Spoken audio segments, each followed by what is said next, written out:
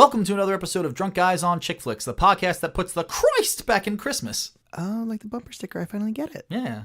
Oh, all right. I'm your host, Matt, and with me, as always, is your co-host, Garrett. Hi, I'm Garrett. Do you think we just lost listenership because of the whole Christ thing? I don't understand. Are you saying that there are people that are against me saying Christ in general, or are you using it in vain? Both. Both things. Both. Yeah. Well, it's Christmas time, Garrett, so, it's the time that's appropriate to say the Lord's name. Yeah.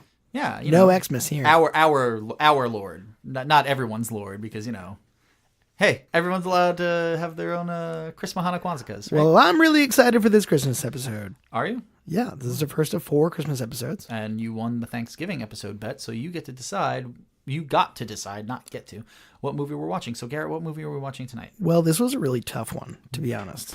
There are a lot of holiday movies and a lot of movies in the genre that fit the bill here, or at least take place around Christmas.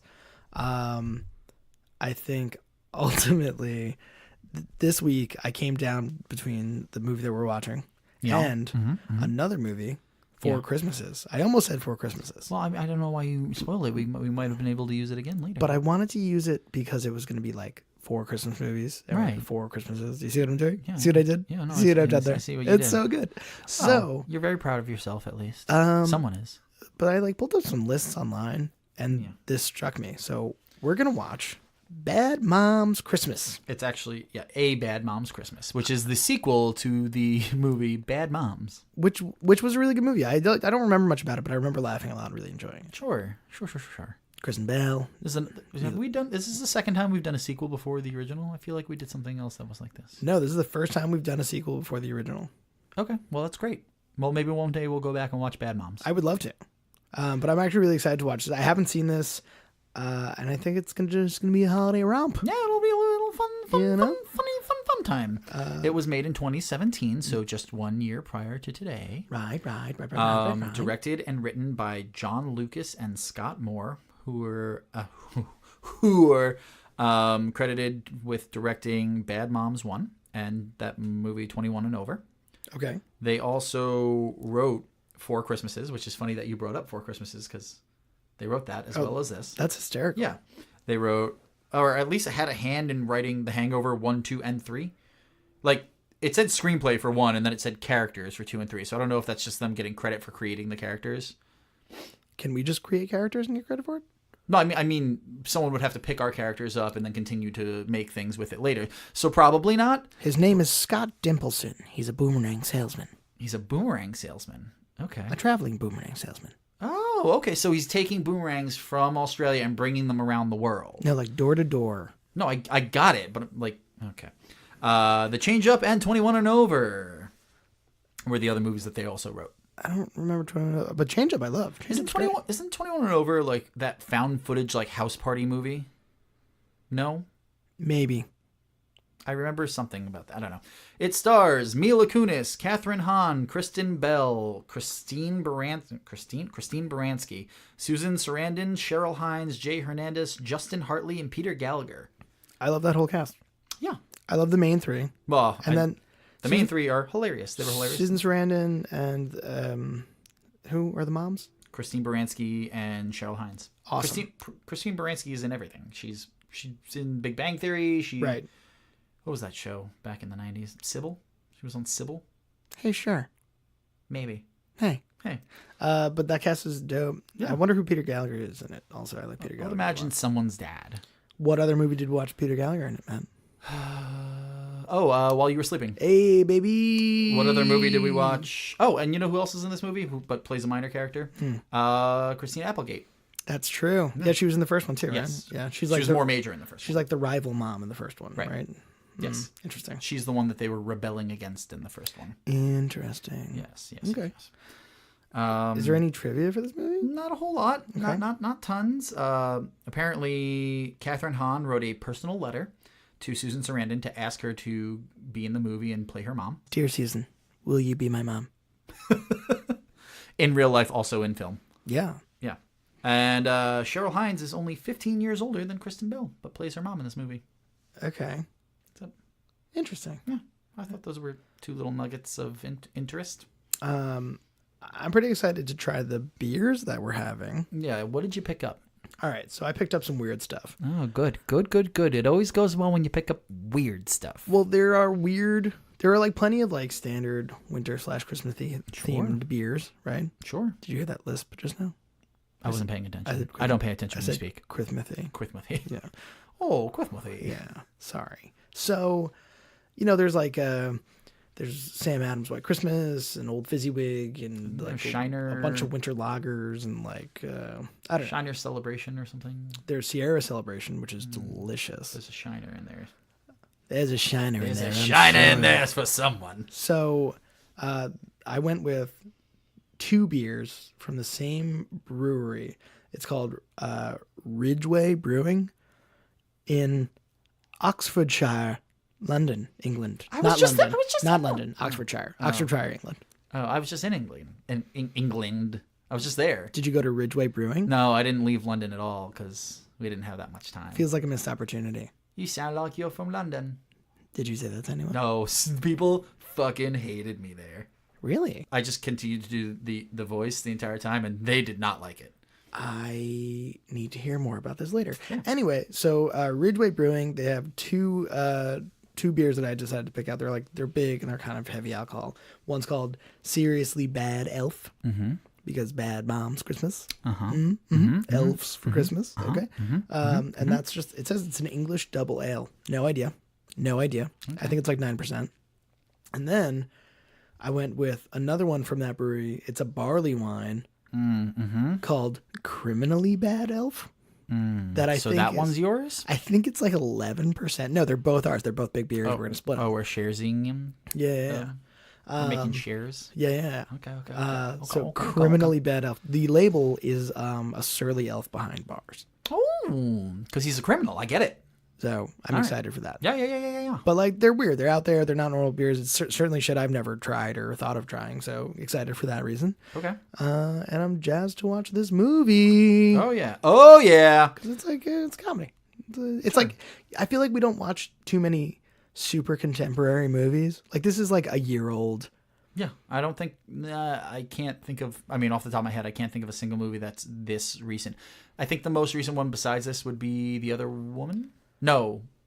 The Other Woman. I think so. The Other Woman. Yeah. Until we start actually just taking the mics to the movie theater and just like really ruining people's days. That sounds like so much fun. Can we do that? Yeah. Okay. Next time on Drunk Guys Don't You. All right. So I think that's it. We got. Oh no. We. You didn't establish a bet there, bud. Okay. We don't have a bet. I think the bet should be whether or not there is any hint of magic or Santa being real in this movie. Okay, I feel like this is a silly bet because it's a fairly grounded movie. I appreciate what you're saying. However, Christmas movies, but shut your stupid mouth. I feel like Christmas movies a decent amount inject some holiday magic into them. Yeah. Like even if there was none prior. Like a Santa will go like, ho, ho, ho, and they'll be like, Mom? And be like, I don't know. You know what I mean? Or you mean like, someone ate the cookies. Wasn't me. Yeah. I think there's going to be some element of Christmas magic in this movie. Hey, there's always holiday cheer when you're around. I'm not talking like Jack Frost dying and then coming back as a snowman or whatever the fuck that movie was about. Man, I wish that was a chick flick. No, you don't. Isn't it Keaton? Do you? Yeah, it is Michael Keaton. Yeah. Anyway, all right. So that's the bet, and I'm fully willing to lose it because I'm going to say that there is totally some element of holiday magic. Okay, because you were not going to get me to say that there was. I'm not trying to. I'm proposing it because I think that there might be. You can't get me to. I won't do it.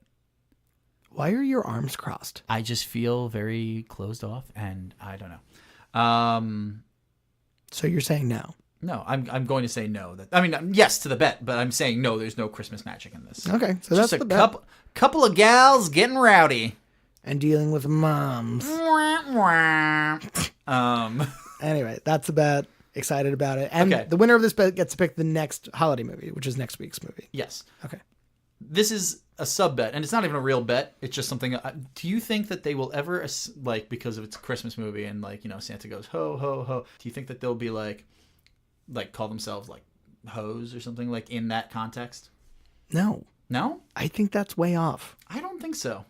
Catherine Hahn is pretty... in this movie, she's like very... Like sexualized? Yeah, hyper-sexualized, like... I don't remember that. I kind of remember that from the first one, but... All right, listen, if there's a ho-ho-ho's joke in there, like... I'm going to say there is. What do you want that bet to be? No, I was just kind of talking out loud because I was like, oh, Christmas, ho-ho-ho's. Okay, so do you want that to be the bet? No, I think the Christmas magic, if you believe there's Christmas magic, and you do... Do you believe the ho-ho-ho's thing is going to happen? I really do. I think that it might. All right, so we'll scrap... Would you rather do Let's have that? scrap the magic. If there is a ho-ho-ho's joke made... Why, you don't believe that it'll happen? I don't believe that that'll happen now. I'm going to say yes. Okay, so that's the bet. Okay. Scrap Christmas magic. Sorry, guys. Sorry, everyone. Sorry to let everyone down. But also, I'll be really excited if there's Christmas magic, you know? Well, I mean, it's that time of year. Should we start a fire while we watch the movie? I don't want to start a fire. I don't want to start a fire either. Okay. I'll smell like smoke for days. For days. Ruins coats. Ruins them. Ruins coats. All right. So anyway, we're going to go watch A Bad Mom's Christmas while drinking some criminally bad elf and some other stuff. Dangerously bad gnome. Just bad elf stuff. Bad elves. If you're going to watch the movie, stop us here. If you've already seen us, seen this movie, if you've already seen us watching this movie, then stop. Please knock on the window and tell us you're there. But yeah, just whatever you want to do. Anyway, we're gonna go. We're gonna go watch Bad Moms Christmas. Super excited about it, and we're sorry for whatever happens next. And we'll see you on the other side. Oh, right. I kind of assumed something was Hit coming. stop.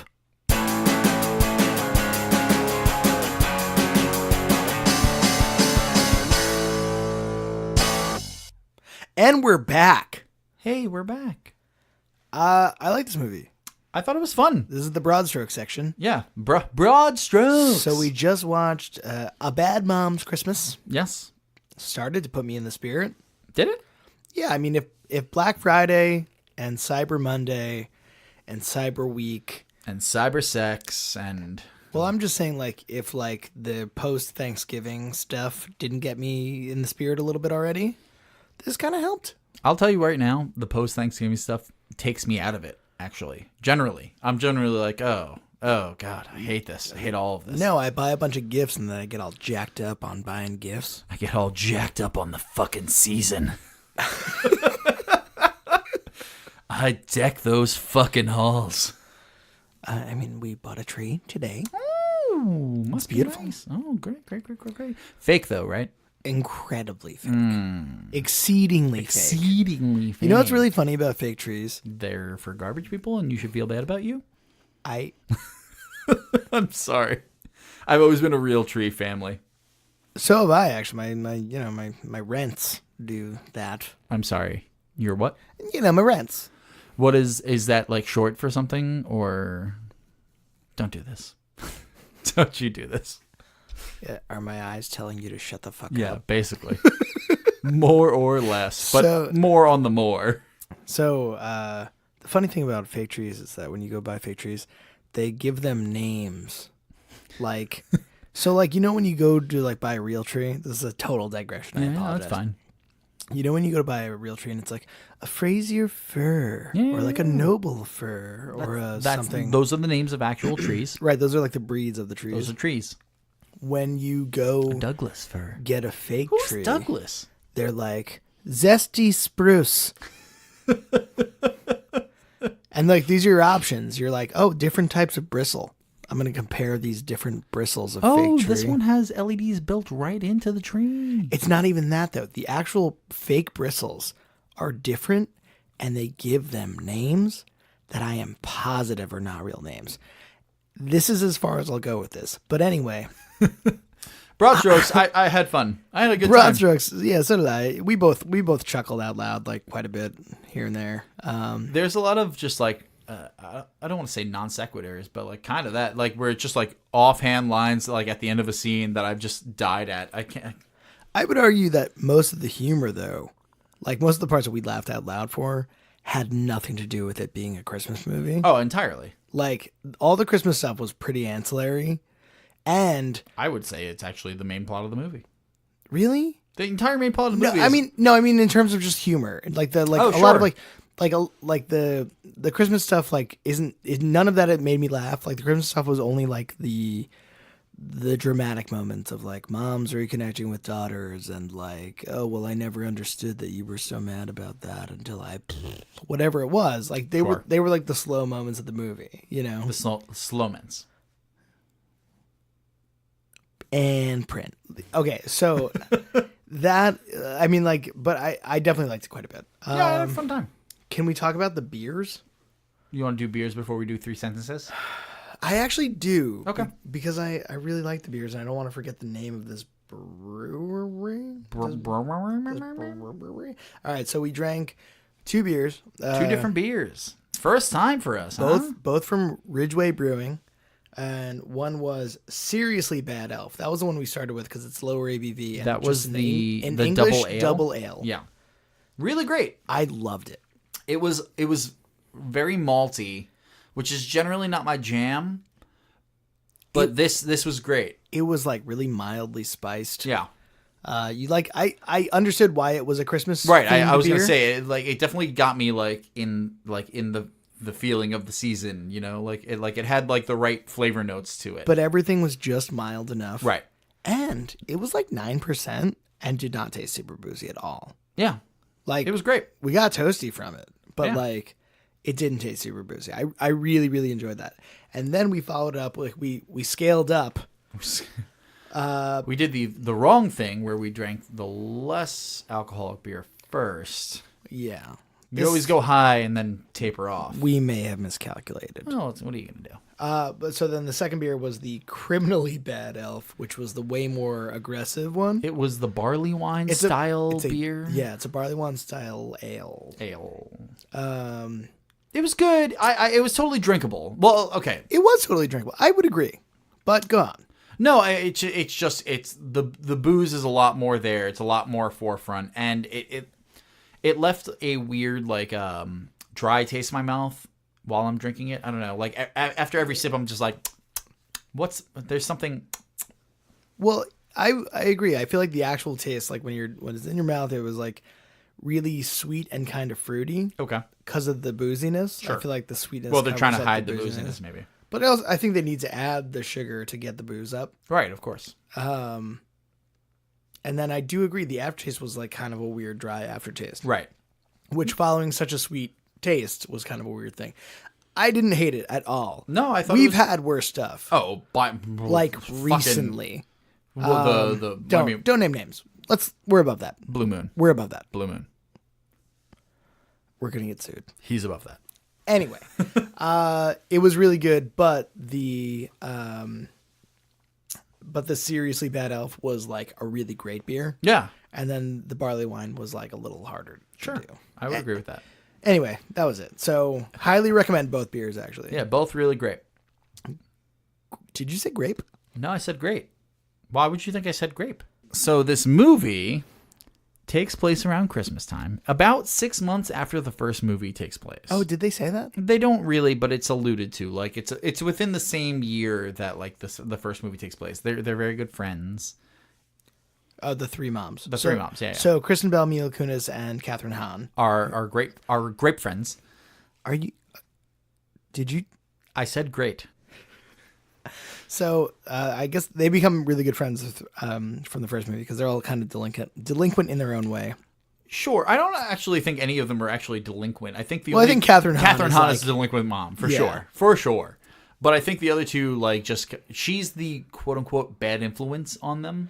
Right, but I think it's funny because bad moms, it's like they're all actually like loving parents, but they just like except for Kathryn Hahn. They all cut loose in the same way. Like when she's like, "You want to go get fucked up?" They're like, "Yeah," and that's what this is. It's the exact same thing in this movie. They're like in the mall around Christmas time, and it's a horror show, and they're like, "You want to go get fucked up in the food court?" Yeah, so I have huge problems with this entire scene, by the way. What with not with them drinking a million beers in the food court. I think that's good for them. I think that's hysterical. I was watching them like they don't give a fuck about what anyone thinks, and I want to go to there. Yeah. Like I want to hang out with these people. Yeah, kind of. They do seem Like when they're having fun, it seems really fun. Like I think that's like one of the draws of these movies. Like right, but one of the things that you also said was after they got hammered at the fucking mall and they start tearing ass around the mall is just like they're a little drunk. They're not on ecstasy. I actually said that to you. Yeah. Like there are points where they're like, it seems like they were like entirely devoid of all reality and like feeling all pleasure when they like get massages and stuff. And it's like, And they start grinding up on the fucking mall Santa. they're not on ecstasy. Yeah. They just drunk. And they're like a couple beers drunk. They just drunk is what you just said. They just drunk. I didn't say that. No, you did. That's not what I said. Yeah.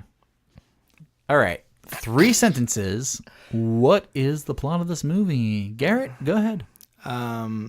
3 friends coming upon the holiday with their own issues are visited by their mothers. Period. The ghosts of Christmas past. In a manner of speaking. Right?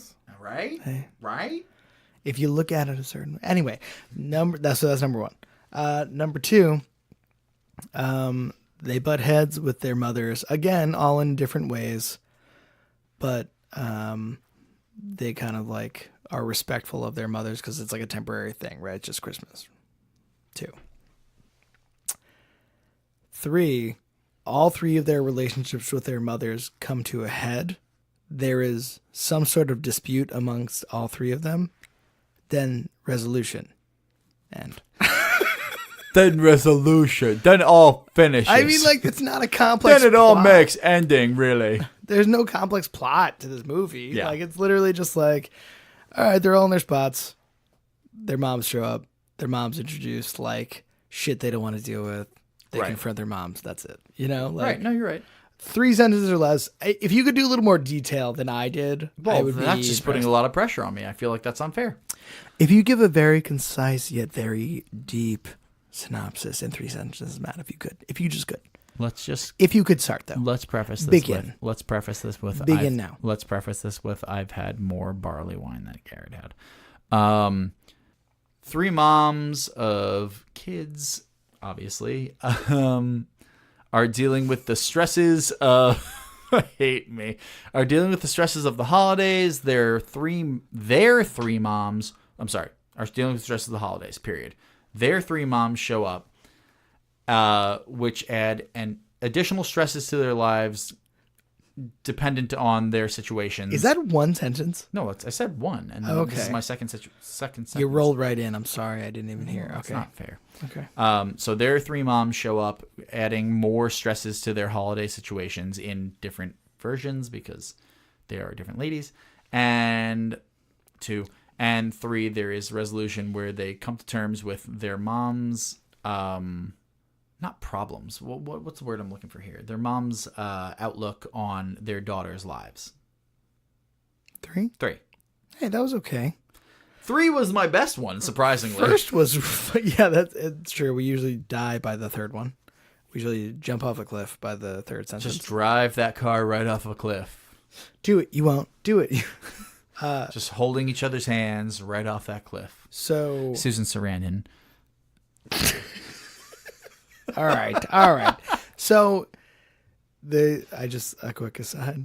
When you said 3 moms of kids, 3 moms of what? What else would they be moms of? that reminded me of like old school when Will Ferrell leaves a message on his ex-wife's answer machine. He's like, if perhaps you would like to have a meal of food. That's what that is. 3 moms of kids. Fuck. Shit. Let me start over. Shit. You were too deep at that point. You had to just keep going. Yeah. Well, that's fine. You know I do what I do when I do what I do. What? How much barley wine did you drink? Much barley wine. All right. I'm sweating. Bob Barley over here. See what I did? That's your name now. Bob. Dead air. Dead air. Dead air. Dead air. So, general plot synopsis. I mean, like, I feel like that's close. Yeah. I mean, That's that's the gist of the movie. For me, the plot isn't like the plot didn't matter to me. Like the general messages and the jokes are like what I like paid attention to, right? The jokes is really what I paid attention to. But like, even the general message. But was like it kind of, starts It starts, and like literally the only song that I really remember from the soundtrack is like, what is that? Blue Christmas is Sure. is the first song, right? Sure. It opens up with that, and Mila Kunis is saying like how hard Christmas is, and I literally wrote down like Christmas is fucking hard. Christmas is fucking hard, but she opens, and I hate fucking Flashback or like not flashback, but overdubbed like exposition. This is my name, and I fucked up Christmas for my family. I hate that. Yeah, it didn't need to be that. Right. I'm agreeing. It doesn't need to be that. Just show me what happens. Yeah, I agree. So that's my first problem in this movie. Of many. No, I'm kidding. No, I have very few problems in this movie. But yeah, she's like emphasizes like Christmas is like an insane amount of work, and I was like, shit, even like for my relatively simple life, like Christmas is a lot of work. It's super a lot of work.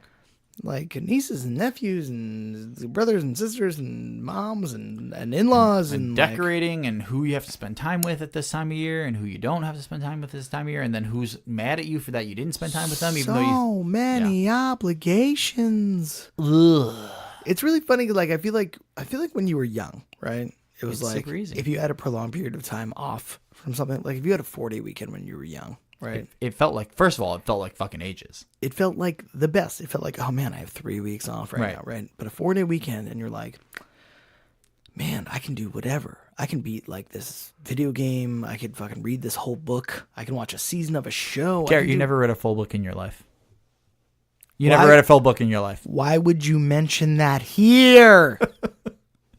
Hit stop. Nope. Hit stop. Going on. So now, as an adult, you're just rife with obligations, and it's fine. It's wonderful. Sure. Like you see family and it's great. You see extended family and it's great. And you see in-law family and it's grape.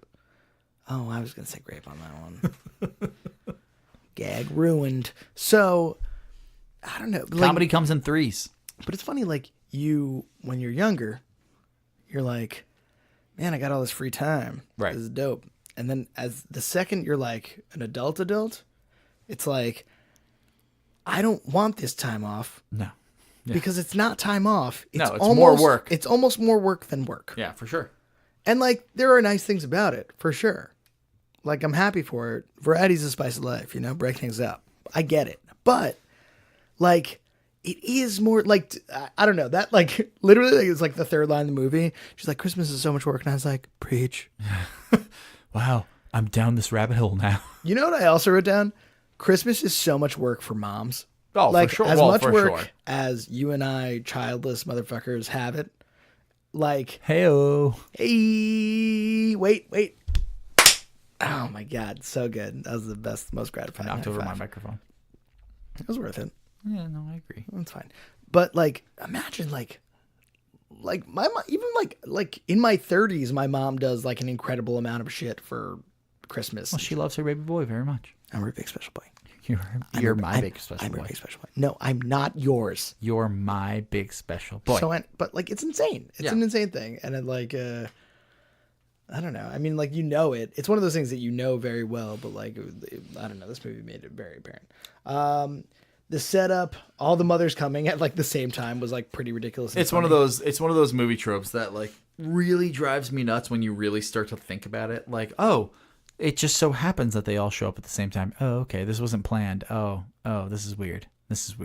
Yeah, I don't know. I mean, you get over it really quickly because it's more about the hijinks than it is about the plot. Well, that's exactly but that's kind of what I'm saying. Like the plot is not something I gave a shit about in this movie. It was like the jokes and the feelings and the concepts and shit. And the feelings. I had a lot of feelings. You had so many feelings. All right, so I did think it was interesting that the moms of the primary protagonists were, for the most part, like analogous to like their daughters. Like, so like Susan Sarandon is like kind of like the fuck up and like all blah blah blah, like Catherine Hahn, and like super alternative or whatever. And man, I can't think of her name. Cheryl Hines is like the kind of the buttoned up one, like Kristen Bell is in the movie, but she's like super obsessed with her daughter and like super obsessed with the family and blah blah blah. But then you get to Mila Kunis's mom, who is nothing like her. Yeah, they're drastically different. I I actually asked Matt really early on, like once they had introduced all three moms, I was like, do you have a favorite mom? Yeah, it's Susan Sarandon. In the beginning, yeah. What do you mean? Did it change for you? Because, Yeah. Oh, okay. Go So on. in the Go beginning, on. I would agree. Susan Sarandon was my favorite mom to be Well, in because she's like, fun and she shows up in a fucking Mack truck. she shows up as a hitchhiker in a Mack truck and then rolls a doobie immediately. And she and Catherine Hans is like, oh, you're here to spend Christmas with her? She's like, is that what time of year it is? What the fuck is happening? Yeah, that was unbelievable. Yeah, but that's not a thing. But she seemed like she's having a really good time. Hey, she's loosey-goosey. Loosey goose. I think by the end of the movie, though.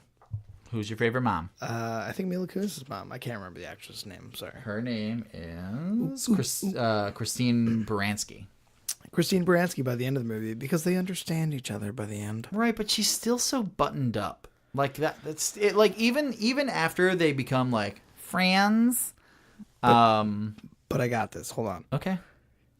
She's gifting Mila Kunis's kids like Xboxes and all this crazy shit. Have some iPhones. But so like, you wouldn't have to buy that shit. I guess for your own kids. Is that what you're saying? Yeah. Okay. For my own children, I wouldn't have to give them the gift. Right, but she still calls Mila Kunis's boyfriend Jesus when he comes over for Christmas, even after like the revelation that she's been a bad mom. Yeah. Yeah. Whoa, do you think that's the movie? Do you think that's why it's called The Bad Moms Christmas? Because their moms are bad moms in this one? Can I tell you? So let's skip ahead to the end of the movie, right? The end of the Whoa, movie. whoa, whoa. Guys, spoilers. Spoilers. We should put spoiler alerts on all of these. Sorry. But at the end of the movie, all the moms are getting along and they're like, we're best friends now. We're all going to Vegas. And they like cart themselves out of like the fucking house going like, we're going to go to Vegas. And there's like a slow-mo walk out of the three of them. I might as well have been, right? Do you think that they were really trying to like push for like bad grandmas? Yeah.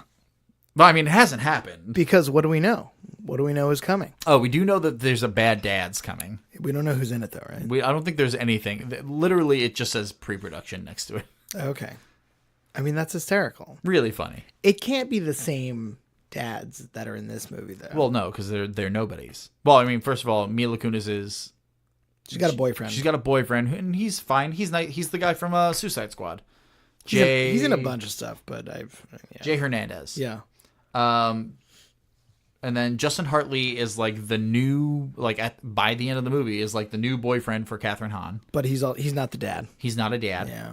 And the dad for Kristen Bell. Kristen Bell's character is no one. He's no one. And I said to Garrett that I felt like he looked like the love child of Benedict Cumberbatch and Martin Freeman, both like Sherlock and Watson. He really did. I might make like a graphic of that to post on the Instagram for later this week. Ooh, do it. You should. Like, courtesy of Mommy, what will I look like? Is that a thing? Yeah. Mommy, what will I look like? It's an Arrested Development joke. Oh, you got me. That's fine, man. That way we have it. And then that way we have it. You know.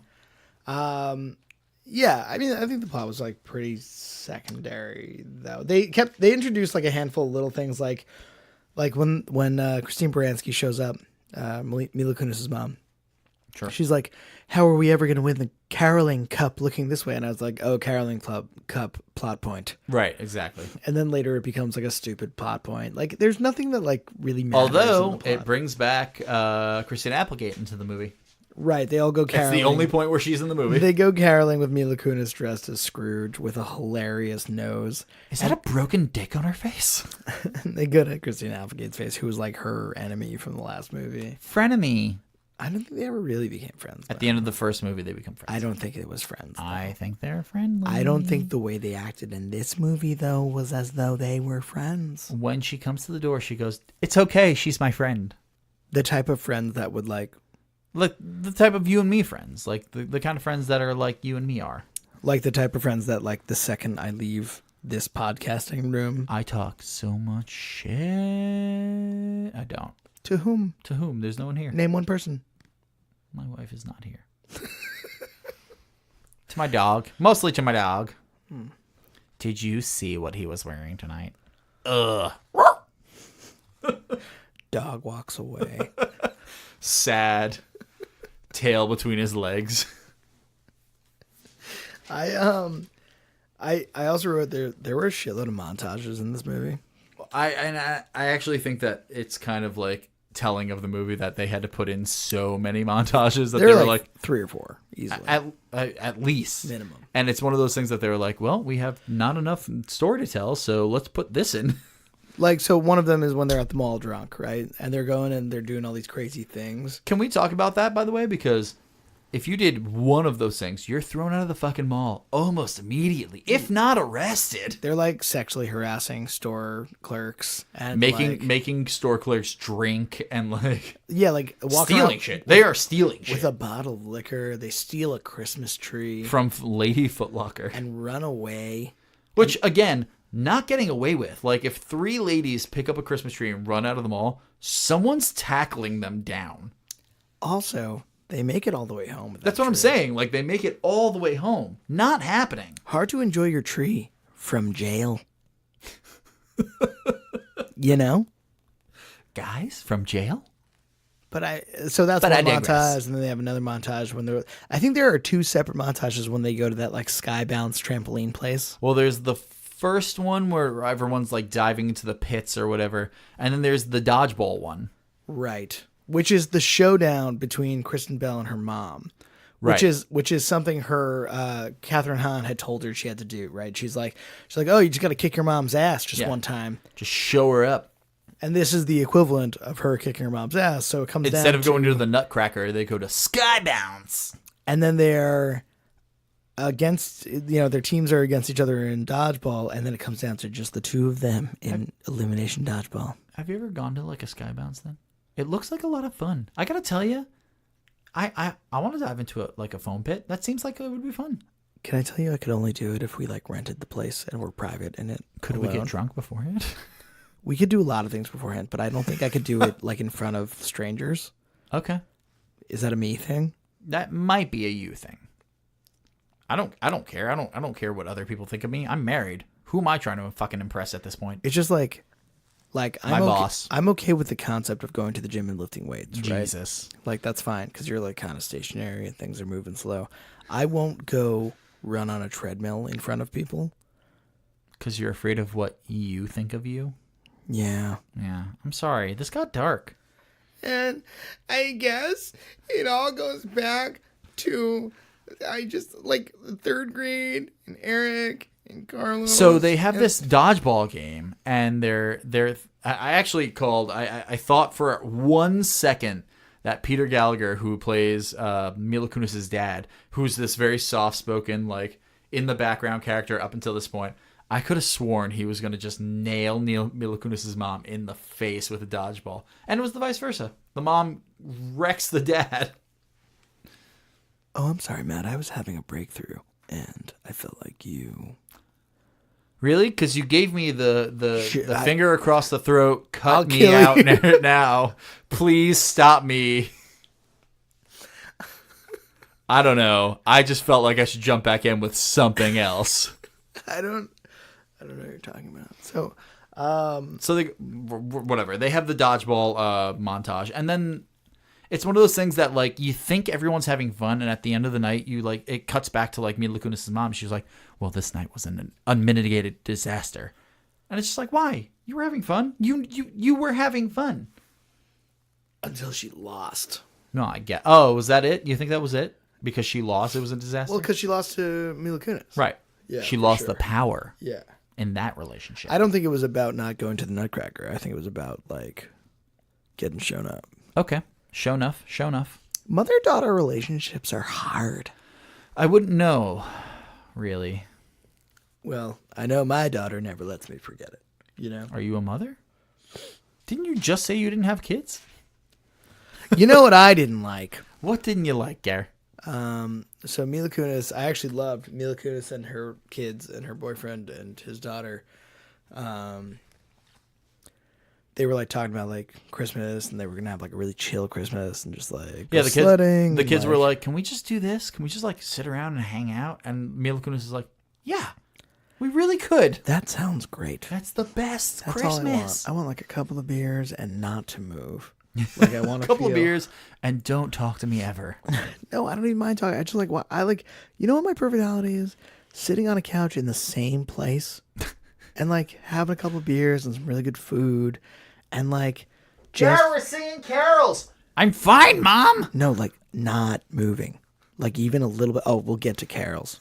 Oh, we're gonna get to carols. But like, that's my not having to drive to different places. Oh well, like, listen. When you become a big boy, that's kind of a thing that just comes hand in hand. Splitting up holidays. So what I was gonna say about this though, one of the daggers in my heart from this movie, and like there were very few, but this was one. Sure. Mila Kunis was like, and then we're gonna come back and we're gonna watch Love Actually. And so Christine Baranski, her mom, goes, dumb movie. And I was like, Garrett took actual, very visceral offense to it. serious umbrage. And I was like, why would ever, that's going to be our penultimate? Not the penultimate.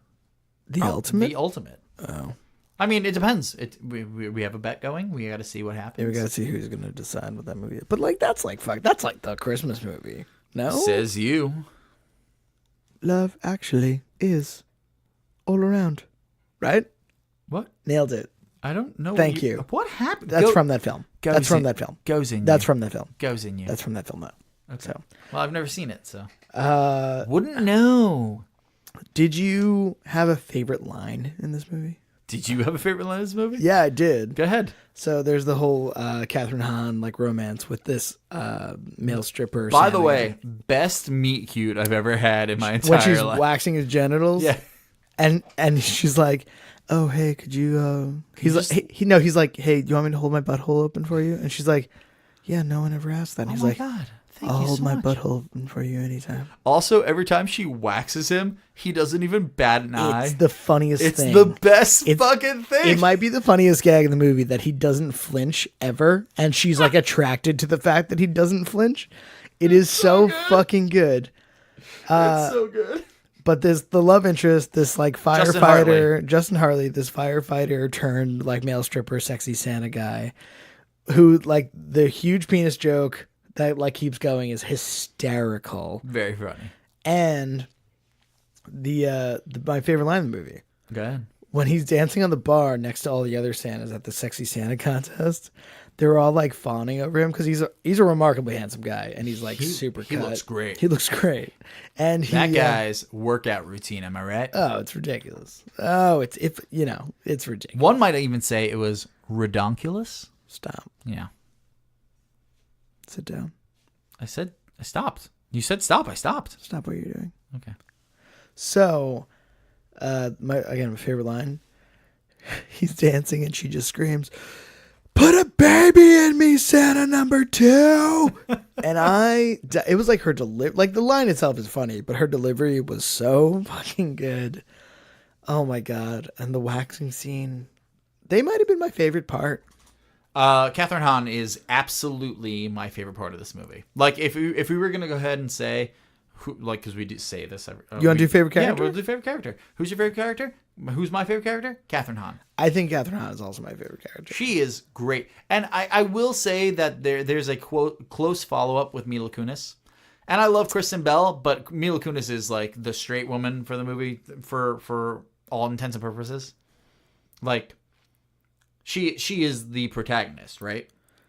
Yeah, I think especially from the first movie, I think she's like who we start on Right. the first, So like Catherine Hahn is the bad example, and she is clearly the funniest fucking part of the movie. But like Mila Kunis like drives the story. Right. Well, I think Catherine Hahn is one end of the spectrum and Kristen Bell's the other end, and Mila Kunis is like kind of in the middle in a lot of ways. Right.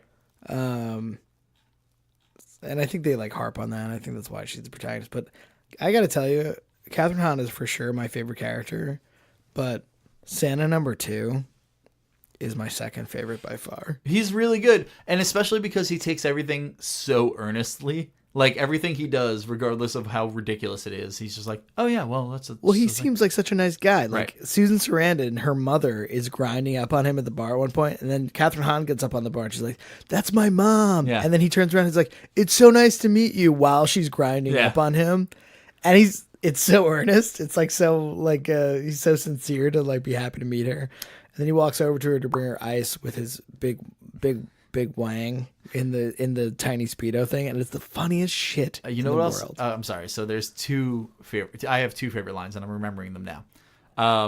One of them is when the moms are introducing themselves to each other, and she's like, "My name's Ruth," like Ruth Bader Ginsburg, and she's like, "Oh yeah, well my name's ISIS, like the terrorist group." That's Susan Sarandon. Yeah, Yeah. I really like that.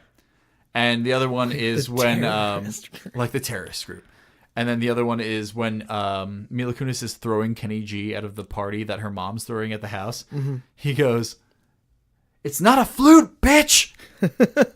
Take your flute and get out of here. It's not a flute, bitch." Yeah, I looked at you and I was like, did Kenny G just call somebody a bitch? Yeah.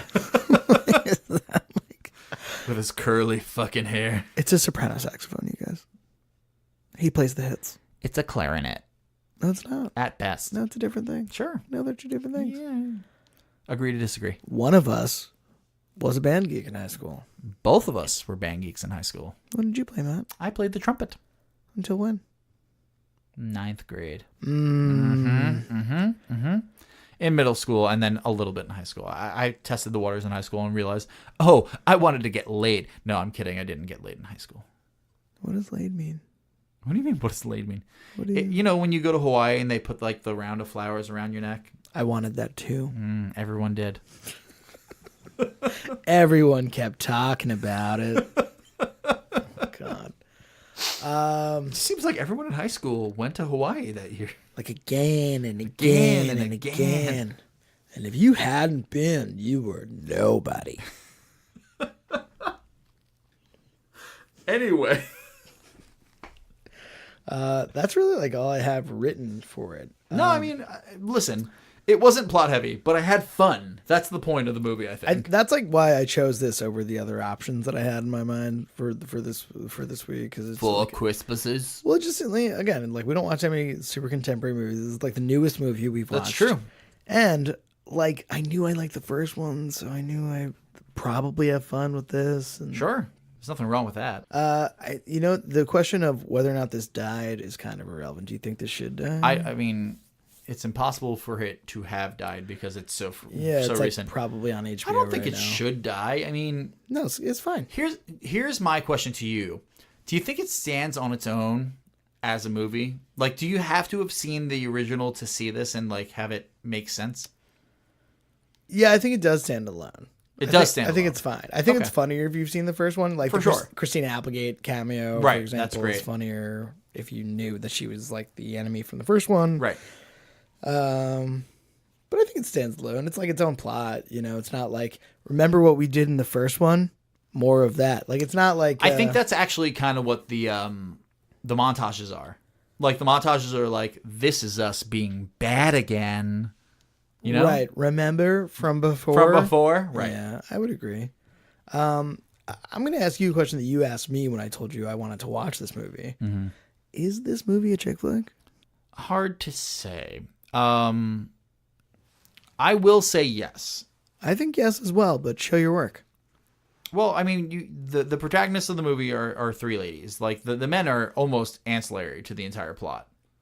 Yeah, they're barely barely characters. They're barely there. Right, they're barely there.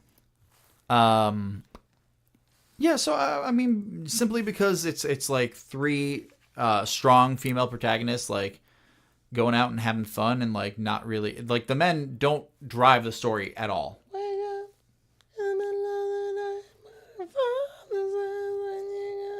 Keep talking. I don't know what you're trying to get at right here. Oh, girls just want to have fun. Got it. Okay. Yeah, no. So that I would say yes. It's a chick flick. What would you say?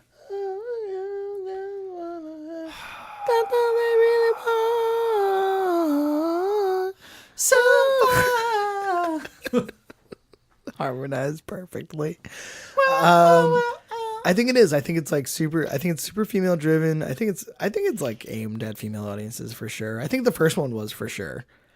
Because I think it like hits on all these notes where it's like it is hard to be a mom, and I think it actually like very like without being super heavy handed or like martyring them, it like really highlights like this is hard.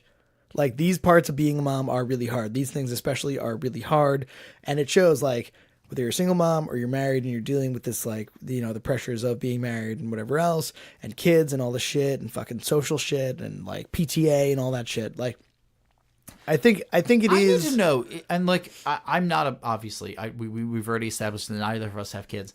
Is the PTA really this hardcore? I think if you like get in, like dive in, yeah. I think depending on It's where like you're the from, goddamn mafia. It's like the goddamn mafia. Like you're just getting Fredo kissed and then murdered. Yeah, they know what you did, and it broke their heart.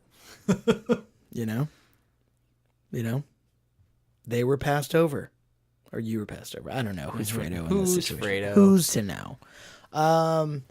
But I think it is for that reason, just because I think it does like I think it pretty distinctly has like a female audience in mind. Sure. So I do think it belongs on this podcast. Hey, Garrett, why don't we talk a little bit about the bet? You're a real piece of shit, Matt. Oh wait, no, I won the bet. No, you're a real piece of shit. I won the bet.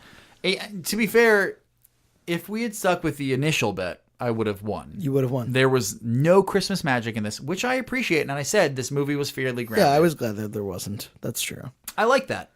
I like when movies are grounded. Okay. That being said, I really thought that Catherine Hahn was going to, or Susan Sarandon was going to spout out like a "you ho ho ho's" or something. Not even a little bit. Let's put the ho in ho ho ho. Right, exactly. And at one point when they're in the food court, Catherine Hahn says, "Let's put the ass in Christmas." And I was like, that was your opportunity. That was my moment. That was your shot. Which, you know what was even better about that was when she says it, everyone looks at her like, what the fuck? And she's like, well, I tried. I tried. It would have been the reaction if there was a ho ho ho's comment also. For sure. So you won. You get to pick next week's movie as well. I did win. Good for you. Good for you. Why'd you do that? Garrett, you know the shtick. Everyone knows the shtick. Well, I hope you got it, because it's ruined now. It's ruined! Sorry. Wait, why did you do that? I could yell that fucking whole bit verbatim. Whole bit. It's so good. All right. So I've got some ideas for what the next one might be. I think we've sufficiently murdered this, although we have two little bits. Oh. What did Roddy Tomatoes say? How did this do with reviews? Okay, let's pull it up.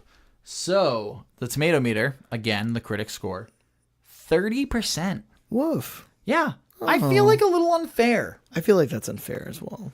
But let's talk about the critic score because 45%. Well, no, you said critic score was 30. Oh, I'm sorry. Let's talk about the audience score. 45%. Still a little less than I would have liked. They're usually a little higher than the critics, so it seems proportionate to that. But I disagree. I'd give this movie like a 65. Question: 70? Yeah, 70 at least. Yeah. Do you want to look at what the original movie had, or do you want to save that for when we do the original movie? I think we should save that, and then when we watch Bad Moms, we'll go back. And we'll compare them. Okay. I think both these scores are unfair. The movie's not bad in any way. Like it's not hard to watch. It's funny. Yeah. Is it less funny and like a little more try hard than the original? Sure. My only thing is like, could it have been 80 minutes instead of 104 minutes? Sure. And I would have enjoyed it just as much. There was a point where you were like, how much is left in this movie? There were 40 minutes left. 20 minutes left, and you were like, how is this possible? No, the first time was 40. Right. And then it was 23 minutes. When I was like positive that they were going to like say I love you and close the door, it was 23 minutes remaining. Is that from something? Say I love you and close the door? No, I just mean like, wrap it up, like fucking like feel good moment and then wrap it up. And sure. It wasn't that. Where would you rank this movie in your overall? Well, that is a good question. Tough to say. You know what? Okay. I think I'm going to put it at number 9. That is incredibly high. I thought it was a fun movie. I had fun. It made me laugh. It pushes down Love Potion number 9 to number 10. And Clueless is above it at number 8. Where would you rank it? Oh, I'm sorry. And number 1 for me is still Devil Wears Prada. And the last is Forever Made in Manhattan. Okay. So I need to rework my list. I mean, you can only just add. You can't rework. Really? Yeah, no. We're not rescheduling everything around. All right. I think then this movie for me is shit. You know, I have a problem because Never Been Kissed should be below Enchanted and She's the Man for me. But it's not. It's number 12. And it'll say number 12. It's fine if we're locking ourselves in. We're locking ourselves in? Because I liked this movie more than Never Been Kissed. Okay. But I think I might have liked She's the Man more than this. Interesting. And it's because of like the types of movies they are. Sure. But I would say... Shit. See, it feels weird to put this movie above You've Got Mail. Like, it would feel weird to put this at number 9. Well, above You've Got Mail. I didn't. I put it below You've Got Mail. It would also feel weird to put it above 13 Going on 30 and Pretty in Pink. But I liked it more than I liked Pretty in Pink. But Pretty in Pink is so fucking iconic. That doesn't mean anything to me. I did not like Pretty in Pink, and I'm very happy where it is in number 14 now. All right. This is where the list will start to get really eclectic, right? Because it's like... It's really based on feeling more than... It's based on that mouthfeel? General mouthfeel? Yeah. Yeah. Gritty. All right. Smooth, but gritty. All right. I'm going to regret this, but I'm going to rank this movie number 12. Okay.